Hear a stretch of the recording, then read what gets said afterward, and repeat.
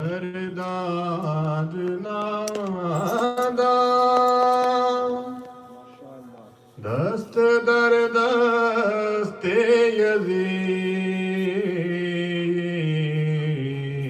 یزید حقا کے بنا الہ الہ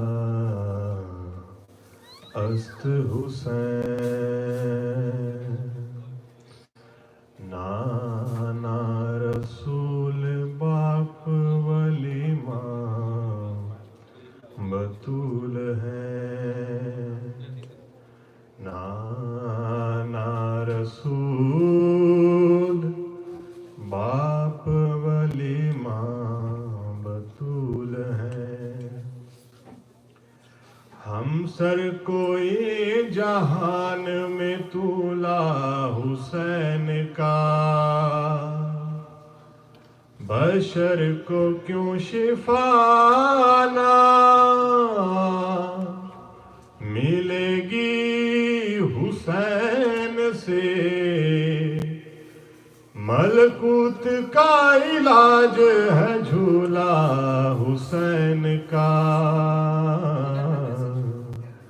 نانا رسول باپ ولی ماں بطول ہے بر محمد اہل بیت محمد صلوات پھر بھی اپنے آپ کو بہت کافی سمجھتے ہوئے باواز بلند صلوات پڑھیں اللہم صلی علی محمد علی محمد بھولے گا تجھ کو یہ زمانہ یا حسین کس طرح بھولے گا تجھ کو یہ زمانہ یا حسین کس طرح ہے تیرا طرز زندگی ہے تیرا طرز زندگی جاودانہ یا حسین بھولے گا تجھ کو یہ زمانہ یا حسین کس طرح تیرا سجدہ کیسے بھولیں گے یہ زمین و آسمان تیرا سجدہ کیسے بھولیں گے یہ زمین و آسمان اور تیری ہمشیر کا بازار جانا یا حسین اور تیری ہمشیر کا بازار جانا یا حسین کس طرح بھولے گا تجھ کو یہ زمانہ یا حسین کس طرح جا رہا ہے مانگنے پانی خود اصغر فوج سے جا رہا ہے مانگنے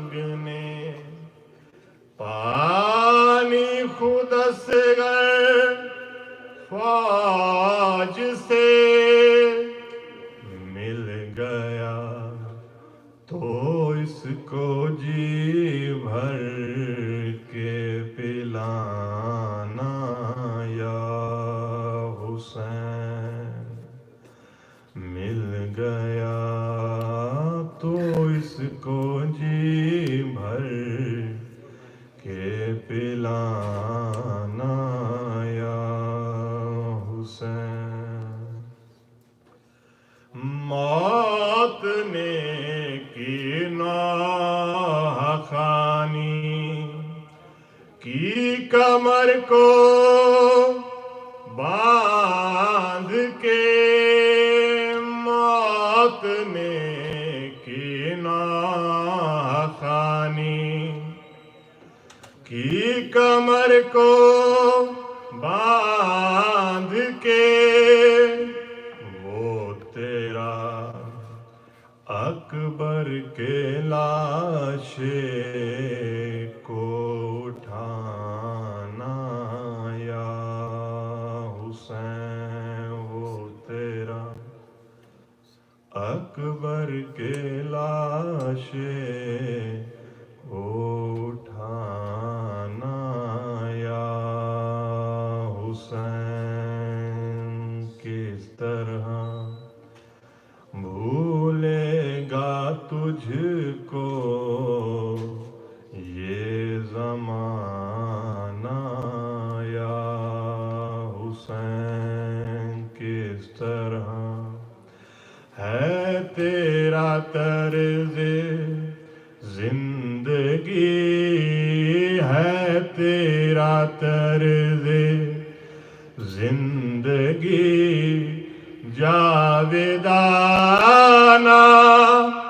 یا حسین، بھولے گا تجھ کو یہ زمانہ یا حسین۔ بر محمد اہل بیت محمد صلوات۔ اللهم صل على محمد محمد وآل محمد۔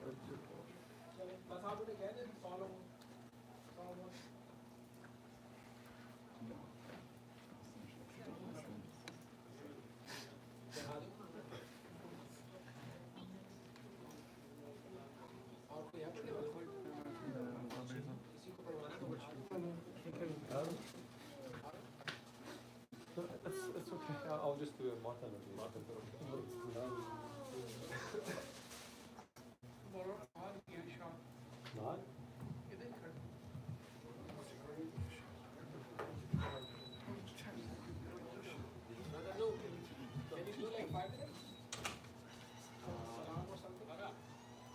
محمد علی صاحب آپ بھی کریں کچھ، کیا آپ کے سسر نے پہلے کروا کے یہ کیسے ہو سکتا ہے؟ ساڑھوں سال اتنا اچھا پڑھتے ہیں آپ نہ پڑھیں؟ نہیں ہمارے اوپر ساڑھوں پڑھتا ہے دوسرا سال پڑھتا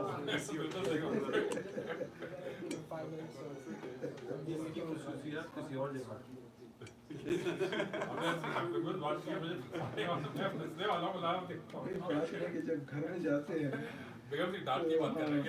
دیکھا ان میں کس طرح سے پڑھاتے، سیکھنے کی کوئی مشکل نہیں ہے، یہ اچھا سکھا دیں گے آپ۔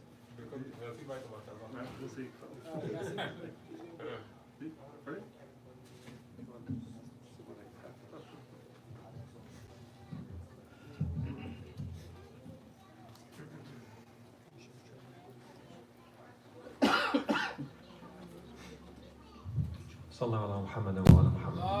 اللهم صل على محمد وآل محمد۔ Before I start, just I wanted to say one thing. It seems like, based on what I had heard, this is the first time that at Saidari Batul there are English majalis. And I just wanted to thank the organizers for doing this. Sometimes when we do Zikr Musibat, Ma'asiyah, Matam in English, it sounds different. Sometimes even awkward. For many of us who were born back home or raised back home, we like to hear it in our own language, in Urdu and Farsi and Arabic. For those of us who actually do Zikr Musibat or Matam, it's much easier to do it in our language. And for me, it's easier to do it in Farsi. And I think you do a better job in Farsi than English. But for the next generation, it's very important that they learn to do it in English. So, inshallah, we all work together to continue majalis like this. It's hard, but inshallah, if we work together for the sake of the next generation, then inshallah they become better Shia than us. They become better Zakirin than us. And they're growing up with the English language. So inshallah, they become poets that do poetry for Ahlul Bayt. They become Zakirs that do Zikr Musibat for Ahlul Bayt. They recite Matam in English.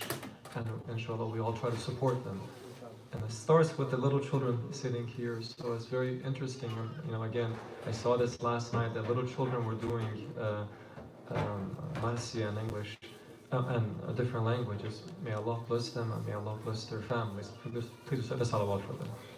Allahumma salli ala Muhammad. Ya Hussein,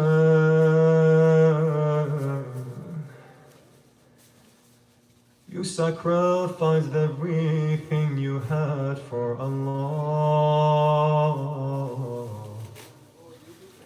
Ya Hussein,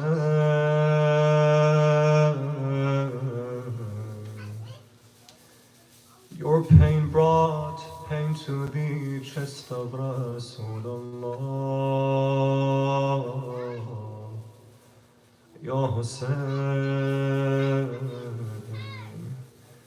your tragic martyrdom broke the heart of Zahra.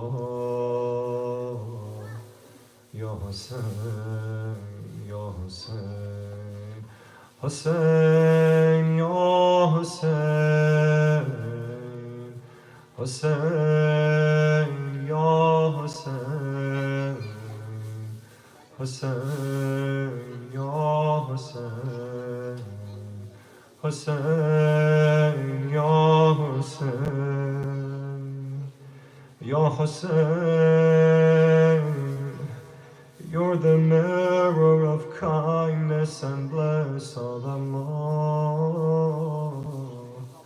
Ya Hussein, you're the door of house of forgiveness of Allah. Ya Hussein, you're the reflection of the greatness of Allah. Ya Hussein, Ya Hussein, Hussein, Ya Hussein, Hussein, Ya Hussein, Hussein, Ya Hussein, Hussein, Ya Hussein. I have heard they pierced the throats of Ali, Asghar of Hussein. I have heard they cut the body of the Akbar of Hussein. I have heard they cut the heads in front of Zainab of Hussein.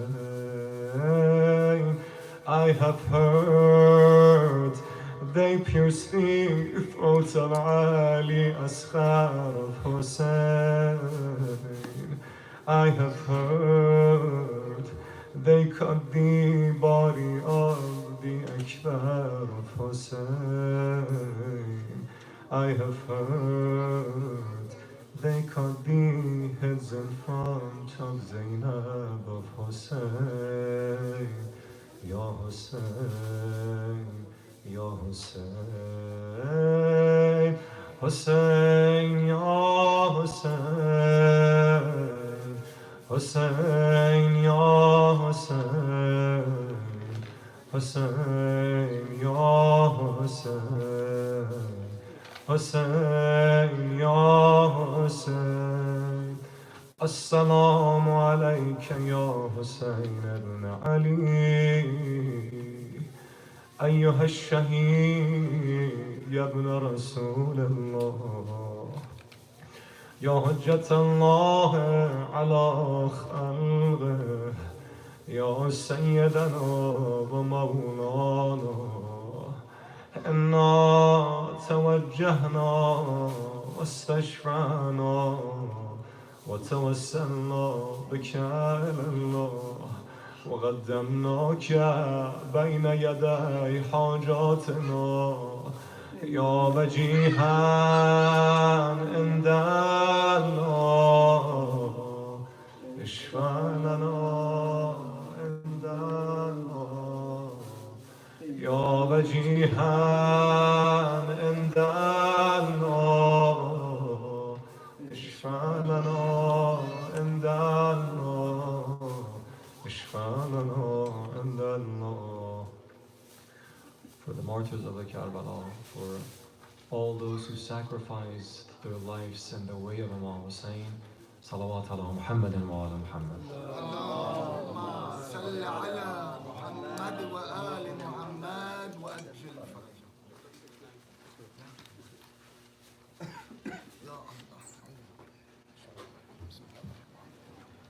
Yeah.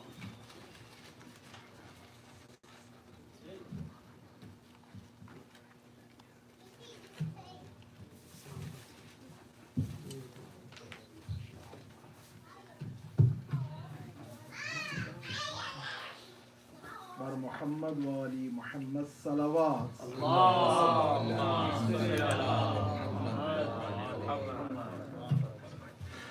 أعوذ بالله من الشيطان الرجيم بسم الله الرحمن الرحيم الحمد لله رب العالمين بارئ الخلائق أجمعين والصلاة والسلام على خير خلقه سيدنا ونبينا ومولانا أبي القاسم محمد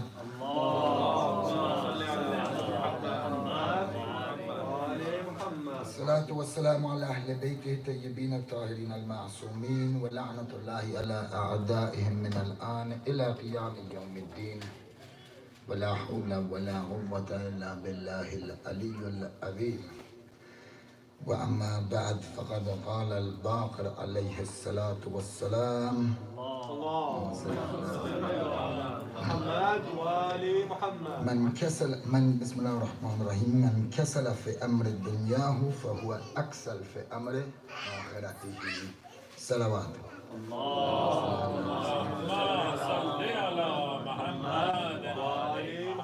Brothers and sisters, Assalamu alaikum wa rahmatullahi wa barakatuh. I express my condolences to each and every one of you, mu'mineen and mu'minat worldwide, this evening that we continue to mourn, to commemorate, to remember the movement of Imam Hussein, his sacrifices, the sacrifices of his family members and companions, inshallah. Salawat.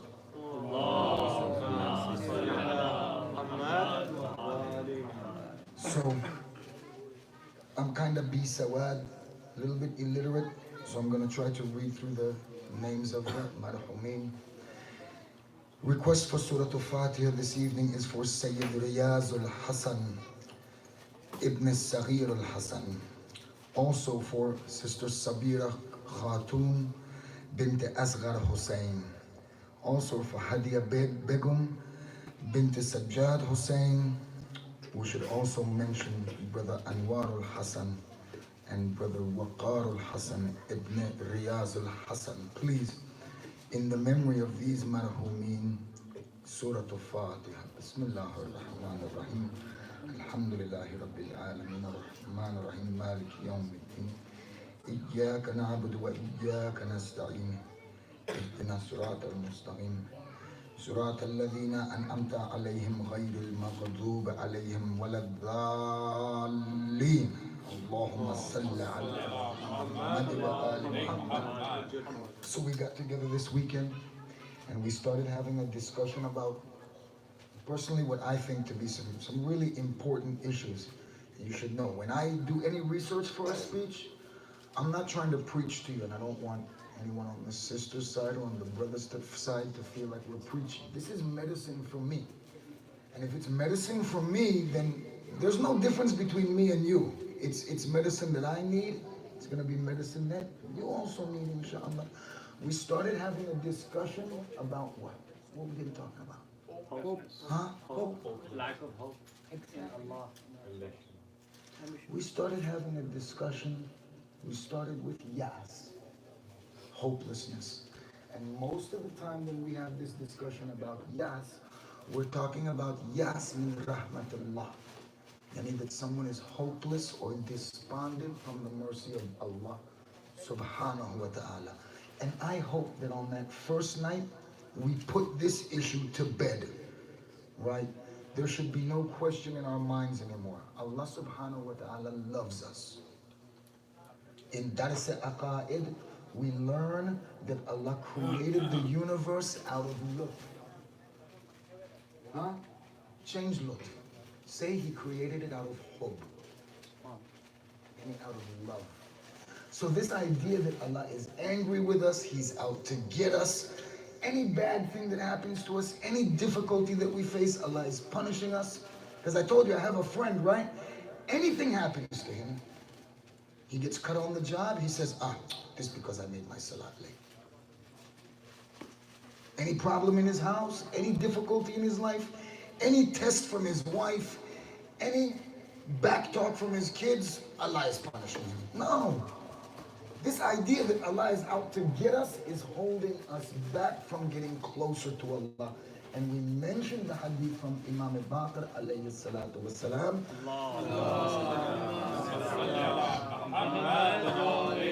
Allah will deal with you according to the opinion that you have of Him.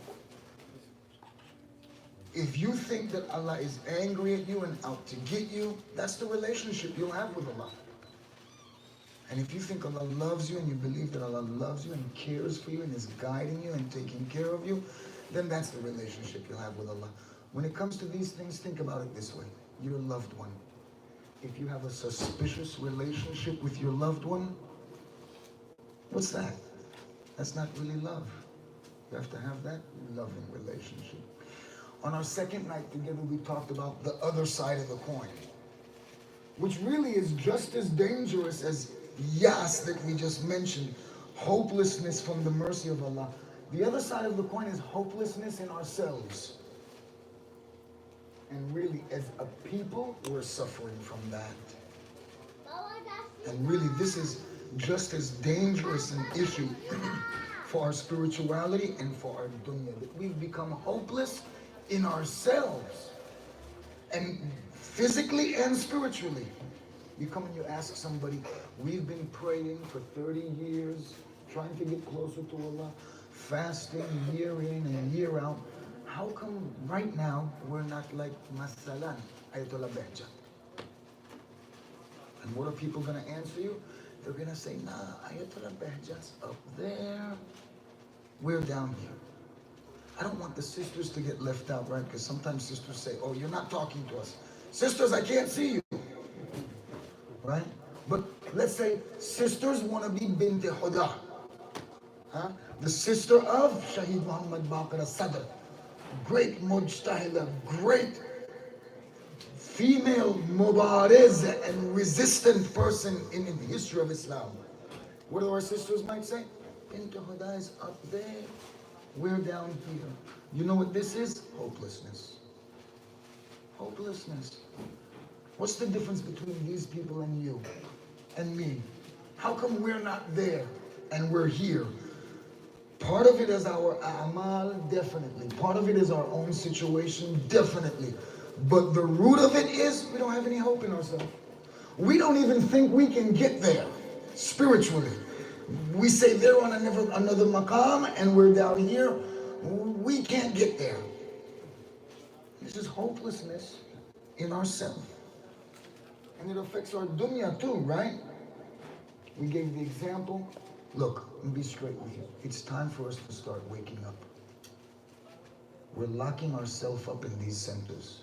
These places have become prisons for us. All of our manasik, all of our rituals, we carry them out here and we think that now we've done our wazifa, it's safe to go home. So we gave the example of in our dunya, more is required from us.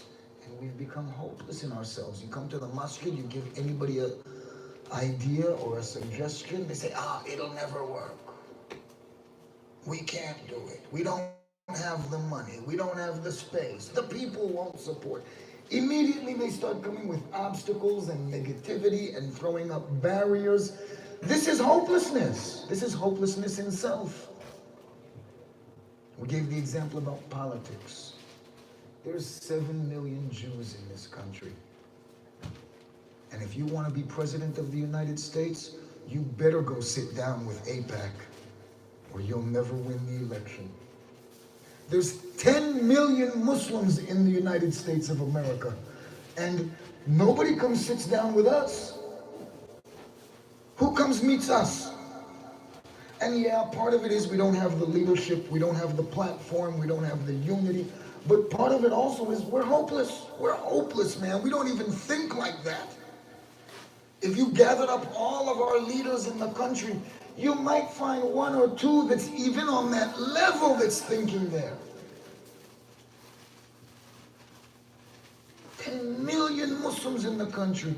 Just if you just look at the Shias, the way that we spend our money and spend our time. There's a lot of money in our community. There's a lot of energy in our community. There's a lot of ideas in our community. But because we're hopeless, we can't tap it. We'll just look at Daribatul. Let's just look at Daribatul. And we're not going to talk about Sabah. We're not going to talk about, there's another one here, ICZ. We're not going to talk about Fatimiyya. All within, what, about a half hour of each other? And just within this community, let's just look at Daribatul. Look at the energy that's in this place. Look at the talent that's in this place. Look at the money that's in this place. Look at the brotherhood, sisterhood that exists in this place. And it's sitting idle. I'm a mechanic. As a mechanic, I hate to go and see a perfectly good engine sitting idle in the dust and in the sun and in the rain. You know what happens when an engine sits down and doesn't run? If you run that engine every day, the seals will stay moist, the gaskets will be lubricated, everything will be good, it'll run, and we can fix it. But you take that perfectly good engine, you set it in your backyard in the sun and the rain, the gaskets dry out, the seals dry out, it rusts up, and when you try to crank it, it's not gonna work. Engine have to move. This engine here, it's sitting idle. And why is it sitting idle? Because we're hopeless. We are. So last night then we talked about ambition.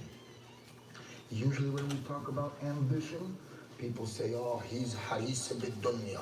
He wants dunya. So let's make something straight. What's wrong with dunya? Allah didn't say don't have dunya. There's no problem with dunya. You want to drive what we call a Batman wagon, a BMW. You want to drive a Batman wagon? That's fine. Get one. It's a good car. I don't like to work on them. I don't like German cars. Okay?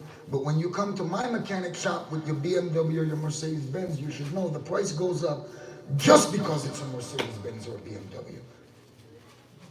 There's nothing wrong with driving BMW, Mercedes-Benz, Volvo. There's nothing wrong with having a big car, money in the bank. There's nothing wrong with having these things that are in the dunya. Living a good life. Allah wants that for you. You know what Allah doesn't want? That this wealth should make you ghafil, negligent, forgetful. If your husband, if your wife, if your money, if your car, if your house causes ghaflat, causes negligence, then it's bad. But what if your car, your money, your house, your wife causes you to remember Allah more and to work more for the sake of Allah and to spend more in the path of Allah? Then this is the best ibadat. There's nothing wrong with ambition. And we mentioned it last night. This religion, spiritually and physically, is not for the people who want less. It's not for the people who want to skate. My son is like this. He's a good kid, smart, But you know what he does in school? He skates. He knows he's smarter than these other kids, right? He don't do the homework. He don't do the work that's necessary. And he maintains his grade at B's and C's. And I know he can do better. He's a sharp kid, but you know what he's doing? He's playing the system. He's smart. He knows he's smart. He can get away with doing less work. Them other kids that are in class, just to get the B and the C, they're working 3 times as hard as him. And he's skating, taking it easy. This is an issue. And that's why we have to put him under pressure and put him under some controls, because you can't let people get used to skating. A brother came in, one of the little kids came in here the other night with a t-shirt on that said easy money, right? It's what's in the culture, it's okay, it's just a t-shirt. But I had to pull him aside one time and just remind him, there's no such thing as easy money. There is no such thing as easy money. Like some people might say, well, easy money, I'm gonna play the lottery. It's not easy money. I saw my grandfather play lottery for years. Every week he buy the lottery ticket. Every week he put it in the garbage. I never saw him win anything, not even a $20. And even if he won a $20, what he paid in, he's not getting it back out. There's no such thing as easy money. Some of these young people want to talk about they're going to go sell this and that. Na'udhu billah. You do these illegal type of things, thinking that you're going to get easy money. I'll tell you, like we learned it in the street. You might make good money now, but the retirement plan is a bitch. You get mixed up in illegal works, trying to say you're gonna make easy money. You might make a little bit of money right now, but the retirement plan is at Folsom State. And it sucks. Yes, you get 3 square meals a day, and you get full health coverage, and high security residence also. You don't have to worry about anybody breaking into where your retirement home is. There's no such thing as easy money. And when it comes to ambition, we have to realize that Allah wants that from us. We should want more in life. We should want more out of the religion. This religion is not for those who are satisfied with less. It's set up that way. That's the way the game is set in this religion. If you want more, you'll benefit, you'll move forward. If you're ambitious, spiritually, physically, you can move forward in this religion. This religion is for the ambitious. But if you want to escape, this religion is not made for you. Go be a Christian. In this church today, by the way, I think last night I told everybody, if you want to be a Christian and you want to escape, church is Sunday morning. You want to be a Muslim, then you need ambition. And this is the next thing we have to talk about this evening. The last thing we're going to mention is work. Send us salawat.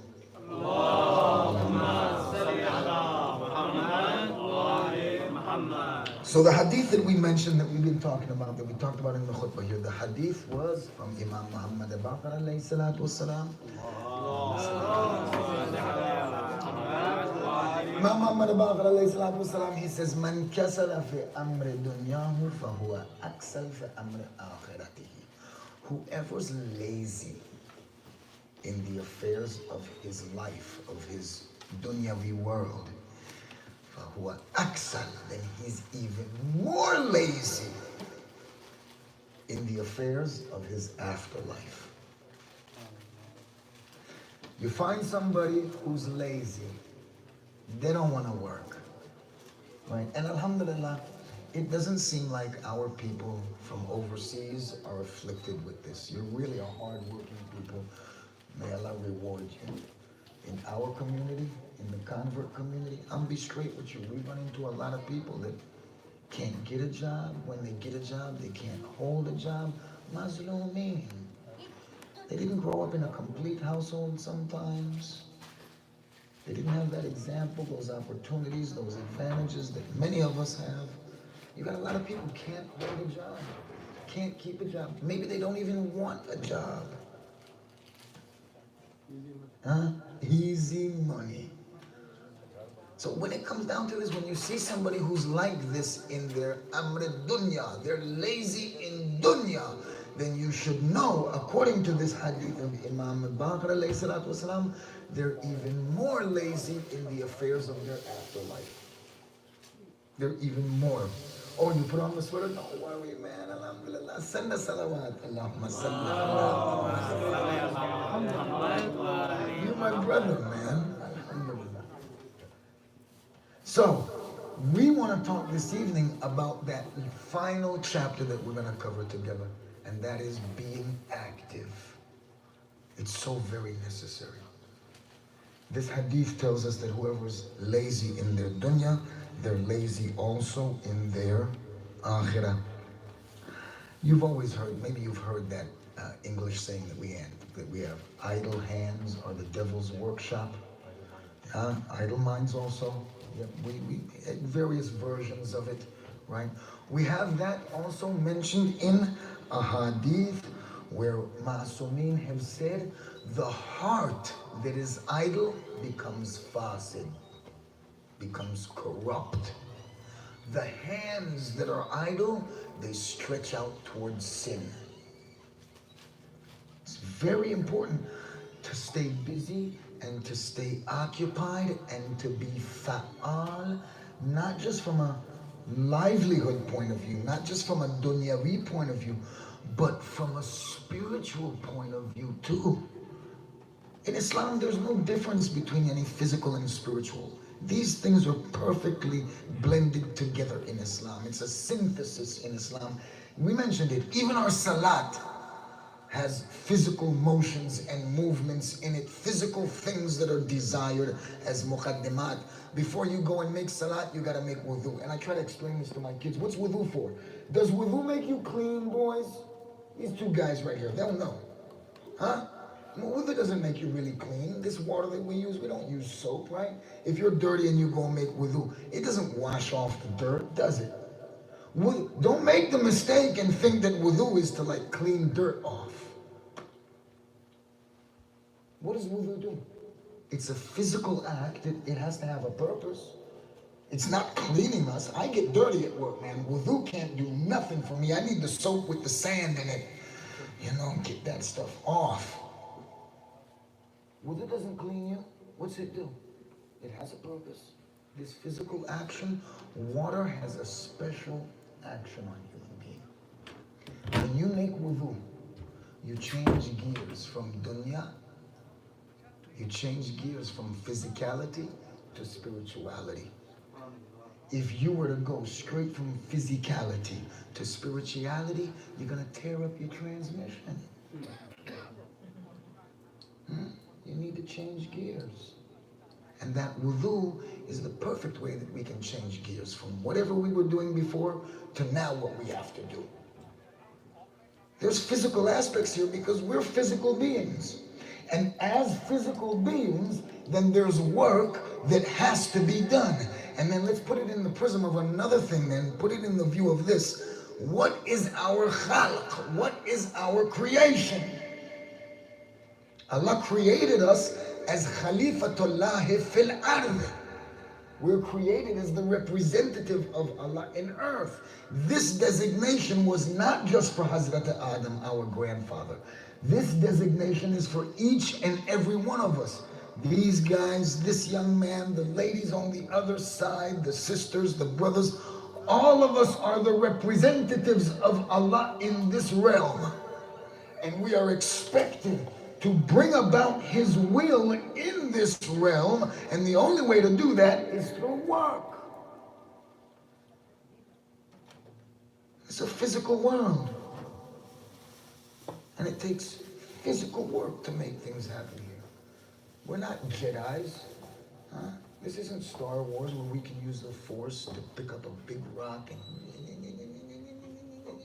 No, this is the real world, and it takes real effort to get real things done. It takes work, it takes effort. So let's read some of these ahadith that I had brought for you this evening so that we can move on, inshallah. Send the salawat.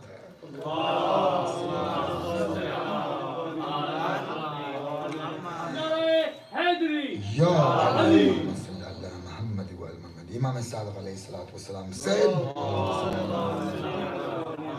Allah is angry at a youth that is idle. Allah is angry with the youth, male or female. Allah is angry with the youth that is idle. Now, realize Imam didn't say unemployed. Okay? He said idle. And this is like a secret to the universe that I'll teach you. If you're looking for a job, right? Let's just say somebody's looking for a job right now. You're out there putting in applications and delivering your resume. You want a job. You know how you get a job in this world? Get up, make your Salat al-Fajr, and stay up after Salat al-Fajr at least till the sun rises. Just do that.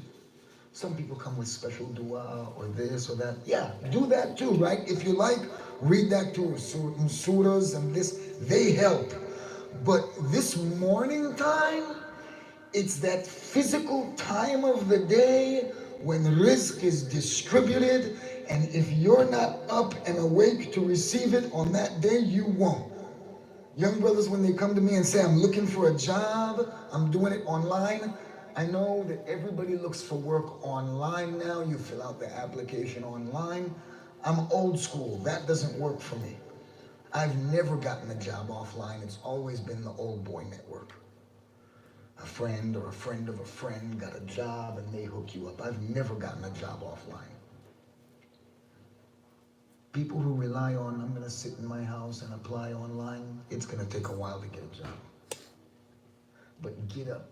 Leave your bed and get active in the daytime. In that morning time, be active at the time that you're supposed to be working, quote unquote. Be occupied, busy in something. You'll find work. Imam says he doesn't like the idle person, the idle youth, not unemployed, because there's a lot of work that's done for free. Some of the most important work is done for free. Mama work. Mama work, I don't think there's any job on the face of the earth more important than mama work. Because daddies can't do it. Even if like now in America they're coming with stay-at-home dads, right? And that's good. And fathers should help their wives out. And fathers should be involved in the raising of the children. And should be helping the ladies with this work. It's very difficult work. But I don't care. Have two daddies staying at home. And they're doing that now too. They cannot do the work of one mommy. And mama work is the hardest work that there is, the most difficult work that there is, and it's done for free and out of love. So not being idle is very important. You know, I always tell people come and say, well, look, why you go and give speeches if you say you're not a sheikh? Because I always tell people, I'm not a sheikh, don't call me sheikh. Just because you go and you study for a couple years someplace, it doesn't make you a sheikh.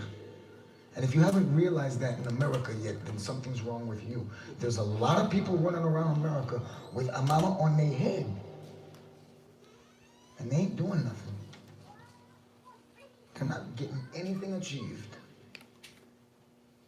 And really, we're hoping that Trump sends them home first. Really, because they're in the way. One of these guys called me not long ago and said, we just bought a church and we turned it into a mosque and we want you to come. I said, look, I haven't been to church in 30 years. I'm not going back. I'm not going back. We're done with church. Even you take a church and you turn it in a mosque, but your mentality is still a church mentality, don't worry, I'm not interested. There's a reason why in the news media, I make this joke all the time, but it's a serious something. Masjid is not a church. And we treat it like a church because we're living in a Christian country, but masjid is not a church. There's a reason why in the news you hear them say, we found these rocket launcher at the masjid. There was these missile launcher at the masjid. We found this at the masjid. These Muslims, they did this at the masjid. Masjid is not a church, man. We do everything at the masjid. We do everything. The homeless sleep at the masjid. The people take rest at the masjid. It's a house. It's a community center. It's a prayer center. If you have some rockets and you don't know where to put them, you can't keep them at grandma's house, you send them down the masjid. That's how it goes. That's what a masjid is to Muslims. All over the world, a masjid is like a multi-purpose something. It's a place of activity. It's not a church that you open it up once a week, twice a week, shut it down for the rest of the week, and deen is safely locked up in those four walls. And come Sunday, we'll come back again and we'll be mutadayyin, but Monday through Saturday, we're going to take a break from that. Masjid has to be fa'al too. Why do I do this? How come I come out here and give speech and do all this? I really, I'll be honest with you, I don't want to. I'd rather stay home. I'll be honest, you know why we do this? Because if we sit down idle and don't do it, I'll go bad. I'm gonna be straight with you. Some people might not be honest with you. I'm gonna be honest with you. If I sit home and I don't read and study and review and learn and grow and prepare to come here to speak with you and try to be a better person in my life with my family, if I don't do that, I'll go bad. I'll go bad. You sit down idle, what happens when you sit down idle? You go bad. If you want to grow spiritually, and we mentioned this in the last few nights, right? Spirituality cannot be found exclusively in your 5 daily prayers. A lot of us think that that's how we're going to grow spiritually. I'm going to make my salat every day. Even make my salat every day. That's good. It's wajib for you to do that. You should do that. Even in our center, we're trying to separate the salat and do it awwal waqt and kind of break the old format of masalan dhuhrain and maghribain. Nah, do them separate, right? It's good to make your salat and make your salat on time. It's wajib. But if you want to grow spiritually, what's going to grow you spiritually is the work you do between Fajr and Dhuhr.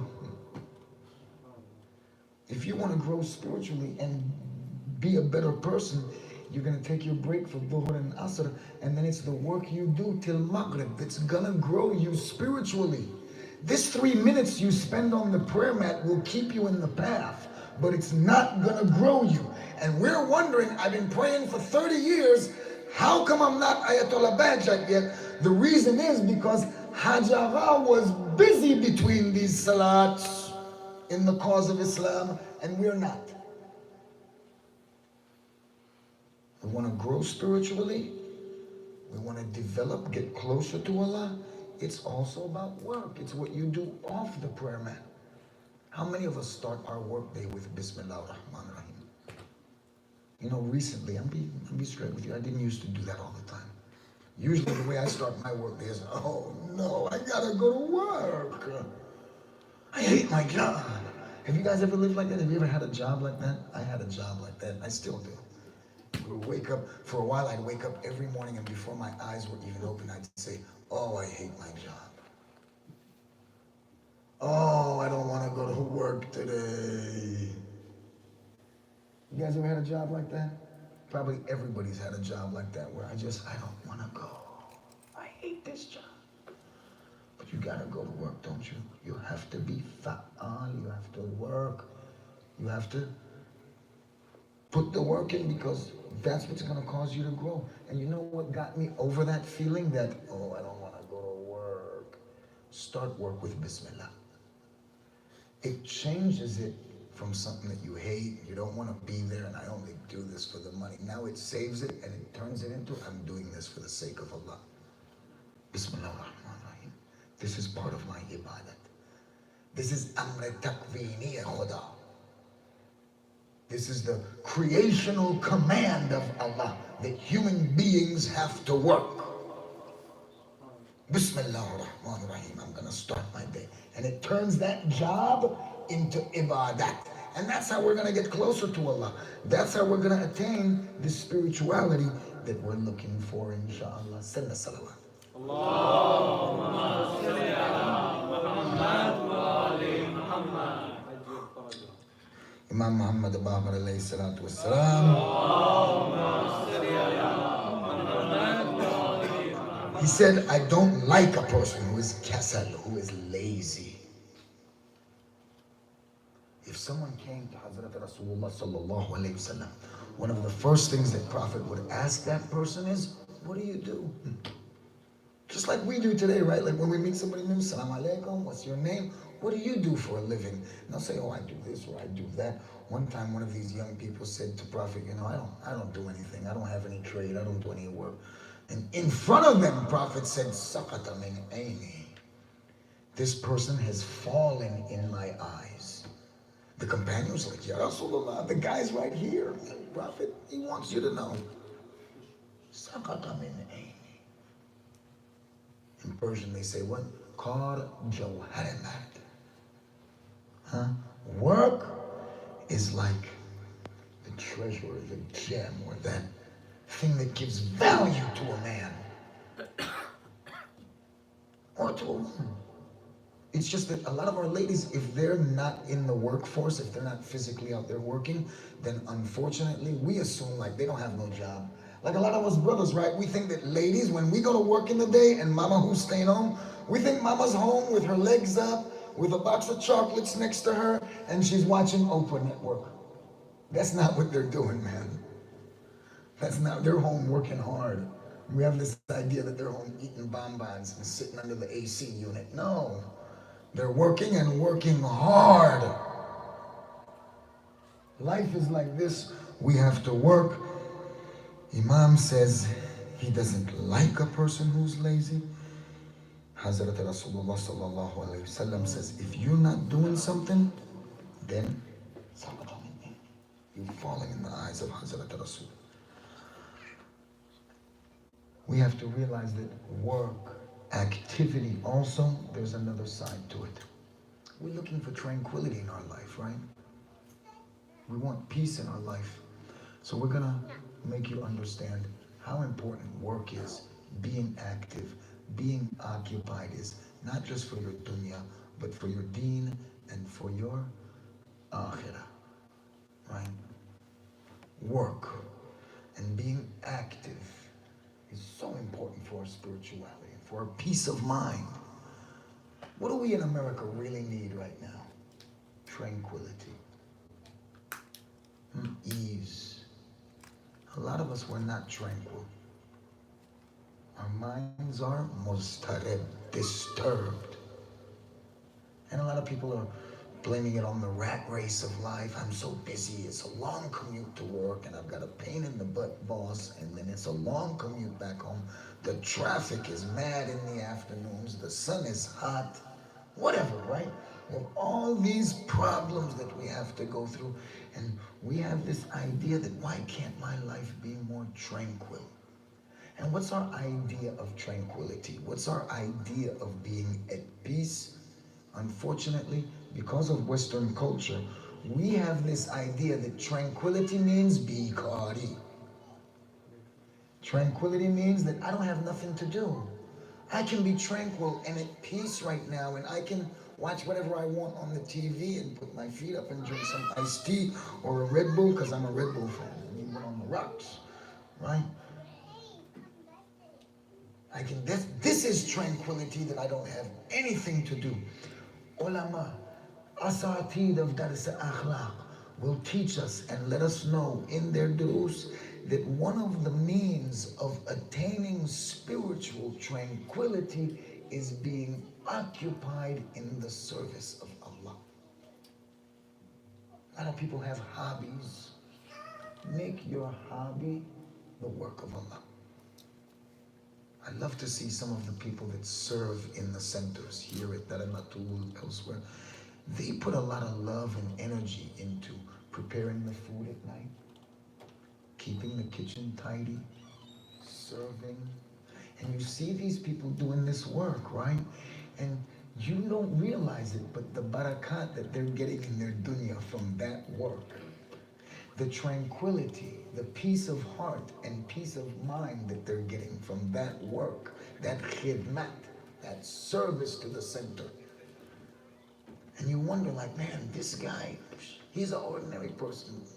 He is, but he might be more peaceful and tranquil than you because he's occupied in the work of Allah. And one of the means towards getting closer to Allah and gaining peace and tranquility in our life is being occupied, being busy in something that we love and that we care about. And there's nothing better than that, than to be busy and to be occupied in Qarideen, in the work of this religion. Busy ourselves and occupy ourselves in that. In our own households, like for instance, I'm against Sunday school now. Really. I don't like Sunday school no more. You know why? What happens to us? Why I don't like Sunday school? Because when we got Sunday school, I send my kids to the Sunday school, and then I think that my wazifa to instruct them and to train them and to teach them is done. I sent them to Sunday school, they learned with the teacher there, my wazifa is complete. No, it's not. Personally, I think we need adult classes at the masjid, and then the adults should teach the kids at home. Fathers should educate their kids, mothers should educate their kids at home, but at the masjid we should have classes for the adults. Because the kids we can deal with. It's the hard-headed adults that think they know something and don't know nothing that's the problem. They're afflicted with jahl murakkab, compound ignorance. Yani they don't know, and this don't know they think is a do know. They're mistaking their ignorance for knowledge. And I'll make trouble with you. I'll be the first one to make trouble with you. I've seen grown folk, adults that can't make wudu as good as some of the kids that go to Sunday school. I've seen grown folks that can't use the bathroom, where our kids, they know how to use the bathroom. And it's not like it's converts, right? Grown folk from overseas who should have learned this back where the heck they came from. They come here and stand up in the bathroom. Grown folk need classes. And once y'all learn, you can go home, stay home on Sunday and teach your kids. You know why I say that and why I like this philosophy better? Because we don't spend enough time with our kids. You want to spend more time with your kids? Sunday morning, begin to educate them in your own house and at your own feet. And I'm not saying don't send them to Sunday school. They need that too, right?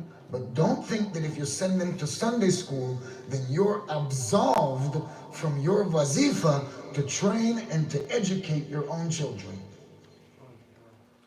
This is just one example of the work that needs to be done for the sake of Allah, to give us peace of mind and tranquility in our spiritual lives, to make us closer to Allah, and to achieve the goals that we are pursuing. It's gonna take work. It's not gonna happen. The Maulana isn't gonna do it for us. This is another issue we have as Shias, right? Because we believe in imamat, we believe that the guy with the amama is gonna make it happen. I'm sorry to tell you. And they got mad at me at Sabah for saying this, right? In your work that you have to do, Allah will assist you, but He's not going to save you. The Imam, the Mawla, the Maulana, the Shaykh, the Sayyid, who's the leader at the center, he can assist you, but he's not going to save you, man. He's not going to. This idea that, you know, we're going to be miraculously delivered by some mu'jizah. Something miraculous is going to happen and we'll be saved. It's not coming.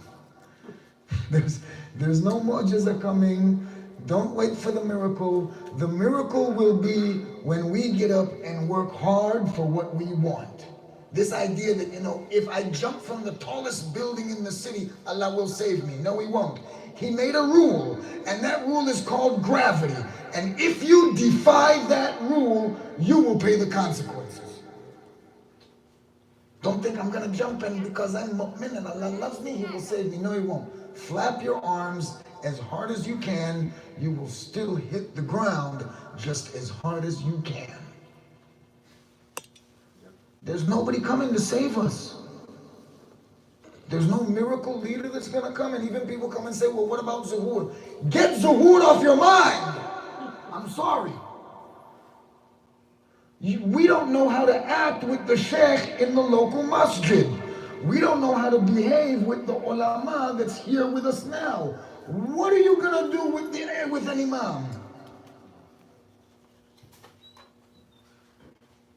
You got some ulama now running you ragged, and we're scared of them. What, because they got a big amama? You scared of them? What are you gonna do with an imam who comes and has to face these fitna makers? These people who cause divisions in the Islamic community. Whose side are you gonna be on? Nobody's coming to help us. I'm sorry. The number one sign of zuhur is that the Shias will be prepared. Not that the Arabs will compete in making tall buildings and the sun will rise from the west and this will happen and that will happen. The number one sign is that the Shias will be prepared. And when I look around at the Shia community, I see quite obviously that we're not prepared. And we're still sitting here saying zuhur is right around the corner. Zuhur is right around the corner. Zuhur is not around the corner. And if you want zuhur to be around the corner, then you got to get up and walk and do some work around the corner. We have to usher in zuhur with work, with preparation. We're not going to be able to just pray for it. So what Allah demands from us then, if we have hope in ourselves and we have ambition, then we need to do what?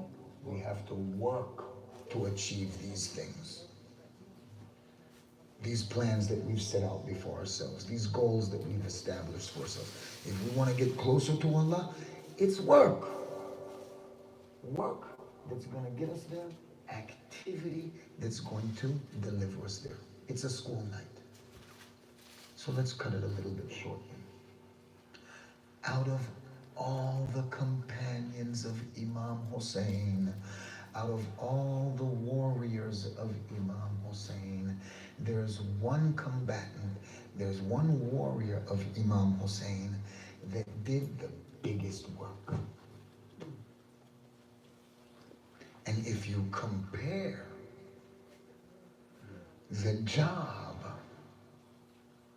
of all of the companions of Imam Hussein and the job of this one combatant, you'll see that his work was greater than all of theirs. Yeah, I mean, we love Hazrat Abul Fadl al-Abbas. And no one can ever be Alamdar Imam Hussein except Hazrat Abul Fadl al-Abbas. But this one that I'm talking about did more than Hazrat Abbas. Ali Akbar, in the prime of his youth, strength, vigor, bravery, he did not do as much as this combatant. You look at Zuhair, Naqaim, look at Burayr, you look at Habib, you look at all of these companions of Imam Hussein alayhi salatu wasalam, each of them brave, each of them courageous, each of them willing to sacrifice themselves in the cause of Allah, in the cause of Islam, in the cause of Imam Hussein. But there is one that did more than any other to the troops of Umar Hassan. You know, when Imam Hussein alayhi salatu wasalam, he comes to Zainab and he says, Zainab, get Ali Asghar for me.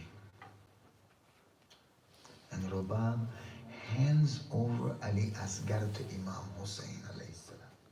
Imam Hussein takes Ali Asghar and he shows Ali Asghar to the enemy forces and he says, please, this baby 6 months old is dying from thirst.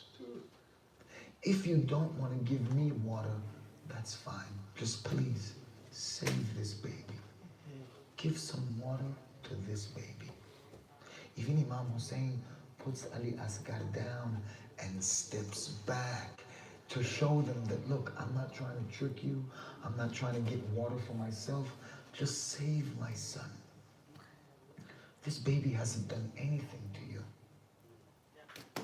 This baby has done nothing to you. Some water for my child. the troops begin to cry. A tumult arises in the camp of Umar al-Assad, and a significant portion of the combatants on the enemy side begin arguing and saying, let's give Ali Asgar water. And those troops begin an uprising in the camp of Umar al-Assad, demanding that they should give water to Ali Asgar. And this is where Umar al-Assad says, Hormala, silence the argument of Hussein.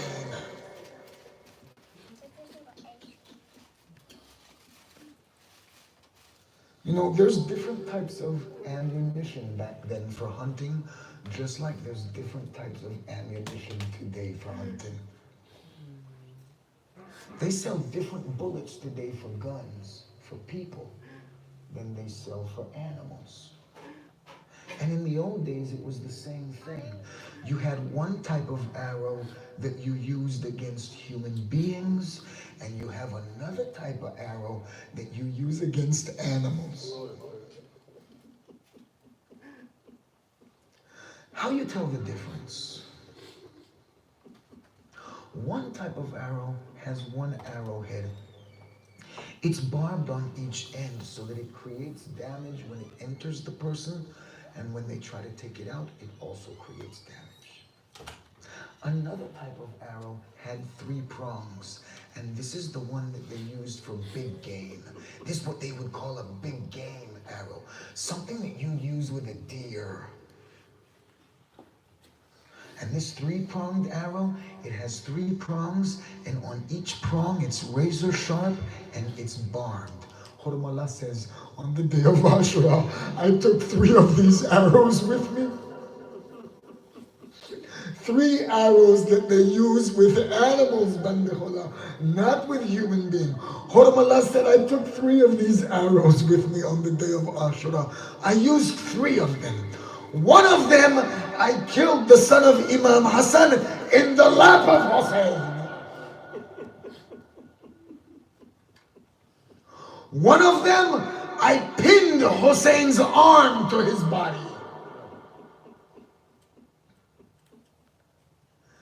The other one, Hormala says, I used it when Umar al-Assad said, Hormala, silence the argument of Hussein. Each of you have children. What is the softest part of a baby? Where is the softest, most tender skin on a 6-month-old baby? In the neck. And Hormala draws back his arrow, and he lets it fly and lodges it firmly in the throat of Hazrat Ali Asgar. Their brutality to this most fa'al combatant of Imam Hussein alayhi salam. You know, after the battle, you can see some soldiers in Umar al-Assad's camp with neyze. And they're going around the battlefield and they're plunging the neyze into the ground and pulling it out. And if you saw this scene, you would be wondering what they're doing. But you see, they're looking for Ali Asgar. Because they buried Ali Asgar at Karbala, then these mala'een, they wanted to dig him up. And how they decided to find the body of this 6-month-old baby, they would take their spears and thrust it into the sand, checking that when the spear stays stiff, then that's just sand. But when they chuck the spear into the ground and it goes soft, then they've found the body of Ali Asgar. وَلَا حَوْلَ وَلَا قُوَّةَ إِلَّا بِاللَّهِ الْعَلِيُّ الْعَظِيمِ وَلَعْنَةُ اللَّهِ عَلَى الْقَوْمِ الظَّالِمِينَ آمين رب العالمين يا حسين. Ya Hussein. Ya Hussein. Ya Hussein. Ya Hussein. Ya Hussein. Ya Hussein. Ya Hussein. Ya Hussein. Ya Hussein. Ya Hussein. Ya Hussein. Ya Hussein. Ya Hussein. Ya Hussein. Ya Hussein. Ya Hussein. Ya Hussein. حي على الأذى في ماتم الغريب حي على الأذى في ماتم الشهيد حي على الأذى lovers of أهل بيت حي على الأذى في ماتم الحسين في ماتم الحسين حي على الأذى means rush towards the Azza of Imam Hussein. Come to the Azza of Imam Hussein. حي على الأذى في ماتم القريب حي على الأذى في ماتم الشهيد حي على الأذى lovers of أهل بيت حي على الأذى في ماتم الحسين في ماتم الحسين لبيك يا حسين لبيك يا حسين لبيك يا حسين لبيك يا حسين لبيك يا حسين لبيك يا حسين لبيك يا حسين لبيك يا حسين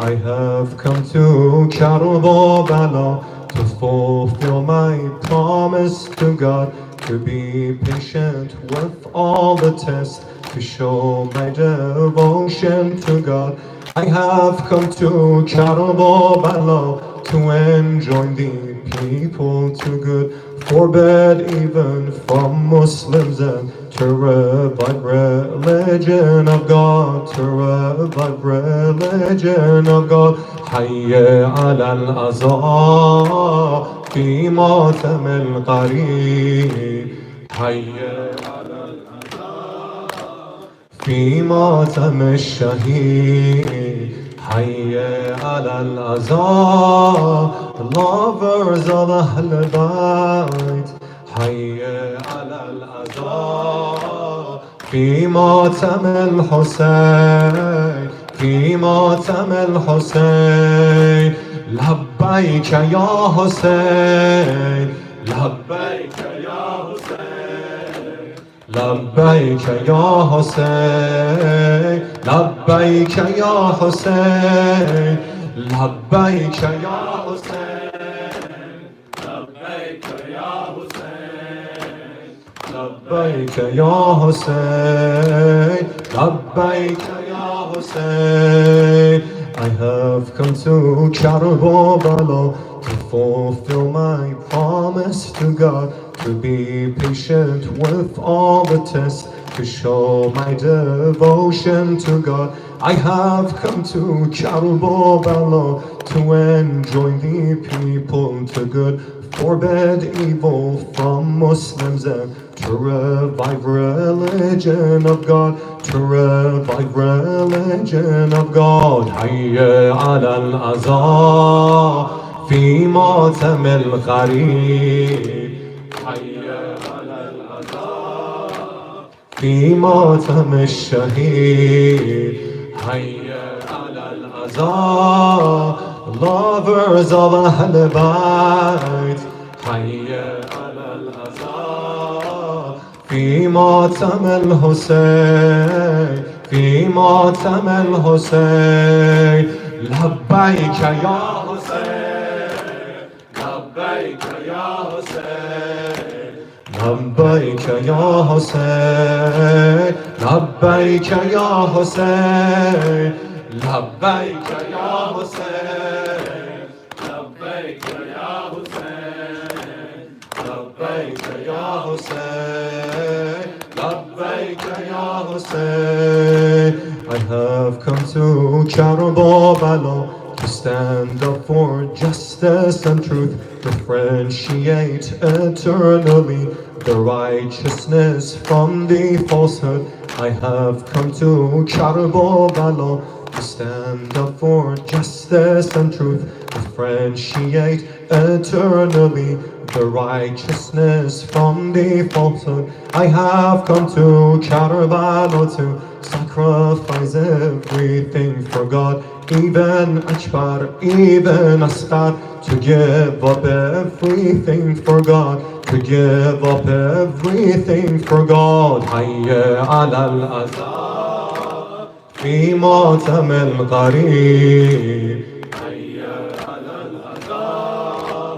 في ماتم الشهيد. حي على الأذان. Lovers of أهل بيت. حي على الأذان. في ماتم الحسين. في ماتم الحسين. لبيك يا حسين. لبيك يا حسين. لبيك يا حسين. لبيك يا حسين. لبيك يا حسين.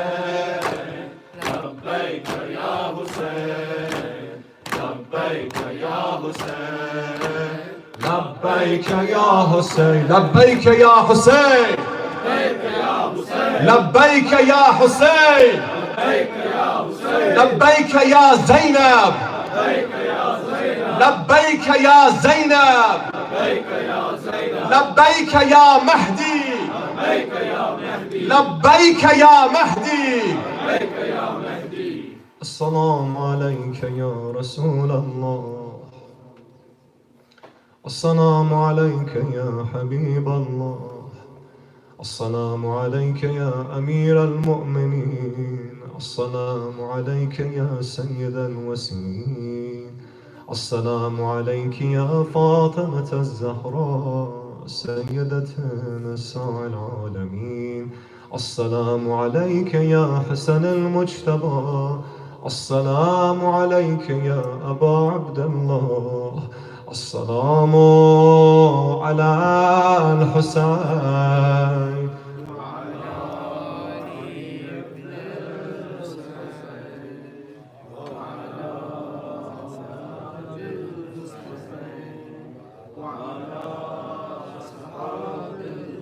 السلام عليك يا سيدي ومولاي يا أبا الفضل العباس ورحمة الله وبركاته. السلام عليك يا علي بن الحسين زين العابدين. السلام عليك يا محمد بن علي باقر علم النبيين. السلام عليك يا جعفر بن محمد الصادق. السلام عليك يا موسى بن جعفر الكاظم. السلام عليك يا غريب الغرباء. السلام عليك يا علي بن موسى الرضا. السلام عليك يا محمد بن علي أيها الجواد التقي. السلام عليك يا علي بن محمد أيها الهادي النقي. السلام عليك يا حسن بن علي أيها الزكي العسكري. السلام عليك يا صاحب الزمان. السلام عليك يا خليفة الرحمن. السلام عليك يا إمام الإنس والجان. السلام عليك يا بقية الله في أرضه.